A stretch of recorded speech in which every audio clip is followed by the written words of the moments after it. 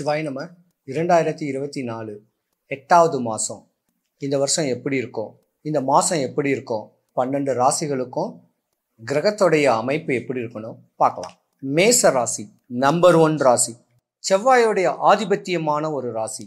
செவ்வாயோடைய ஆதிபத்தியம் இருந்தாலும் குரு பகவானுடைய அமைப்பு ராசிக்கு 2ஆம் இடத்துல குரு பெயர்ச்சியாயிருக்கு. செவ்வாய் பகவான் வீடு, நிலம், சொத்து, சுகம், வண்டி, வாகனங்களுக்கு அதிபதியான ஒரு ராசி. ரியல் எஸ்டேட் பண்ணக்கூடியவங்களுக்கு யோகம், ஒரு பில்டிங் சம்பந்தப்பட்ட கட்டுமான தொழில் செய்கிறவங்களுக்கு யோகம், கான்ட்ராக்டர்களுக்கு யோகம், பல அரசியல் தலைவர்களுக்கு யோகம், காவல்துறை, இராணுவத்துறை, இப்படி கண்டிப்பும் கருணையும் உள்ளக்கூடிய துறைகளுக்கு யோகமான ஒரு அமைப்பு இந்த மாசம். பொதுவா இந்த மேசராசிக்கு அதிபதி செவ்வாய் பகவானா இருக்கக்கூடிய ஒரு நாளத்துல தான் இந்த மேசராசியில இருக்கக்கூடிய உப தெய்வங்களா இருக்கக்கூடிய துணையா இருக்கக்கூடிய பிளாக் கேட் சொல்லுவாங்க. உங்களுக்கு ஆள் பலம், உங்களுக்கு துணையா இருக்கிறவங்க உங்களை விட்டு விலகி இருப்பாங்க. பெரிய பெரிய விஐபிங்க, பெரிய பெரிய அரசியல்வாதிங்க, இப்படி இருக்கிறவங்களுக்கு கருப்பு பூனப்பட இருக்கக்கூடிய அளவுக்கு அந்த அமைப்பு இருக்கிறவங்க இன்னைக்கு பிரிஞ்சிருப்பாங்க. ஏன்னா குரு பகவான் உங்களுக்கு இருந்த குரு பலனை நீங்க இழந்திருக்கக்கூடிய தன்மை உண்டு.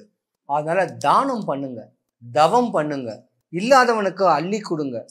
இப்படி தவங்கள் மேற்கொண்டு இருந்தீங்கன்னா உங்களுக்கு வரக்கூடிய பிரச்சனை, தலைக்கு வரக்கூடிய பிரச்சனை தலைமுடியோட போகும். இல்லைன்னா வீணான வம்பு தும்பு வழக்குல சந்திக்கக்கூடிய தருணம் இந்த மேசராசிக்காரங்களுக்கு உண்டு. ஏன் மேசராசிக்காரங்களுக்கு சொல்றேன்னா, இடம், பொருள், ஏவல், ஏவல்னால உங்களுக்கு இன்னல் வரப்போகுது. அந்த ஏவல் எப்படி இருக்குன்னா, ஆளை வச்சு உங்களுக்கு ஏதாவது தொந்தரவு பண்ணலாம், கடன் வாங்கியிருந்தீங்கன்னா ஆட்களை வச்சு உங்களை மிரட்டலாம். இப்படி ஒரு தருணம் கூட ஏவல்னு சொல்லலாம். உங்க தொழிலுடைய போட்டிக்கு சுற்றார் பற்றார் கூட உங்களுக்கு தொழில் நஷ்டமாகணும்னு சொல்லி பல தப்பான வழிமுறைகளை, பல மந்திரவாதிகளை நாடி உங்களுக்கு தொந்தரவு படுத்தலாம் இந்த மேச ராசிக்காரங்களுக்கு. ஏன்னா ராசிக்கு 12வது வீடு மீன ராசி. அந்த மீன ராசியில ராகுன்னு ஒரு கிரகம் இருக்கு. இடம், பொருள், ஏவல், இப்படி இந்த பிரச்சனையில நீங்க ஆள்படக்கூடிய ராசி இந்த மேச ராசி. உங்க குலதெய்வத்தை வழிபடுங்க, முருகனை வழிபடுங்க. திருப்போரூர் முருகன் கோயிலுக்கு போங்க செவ்வாய்க்கிழமையில, இல்ல சஷ்டி அன்னைக்கு, இல்ல கிருத்திகை அன்னைக்கு.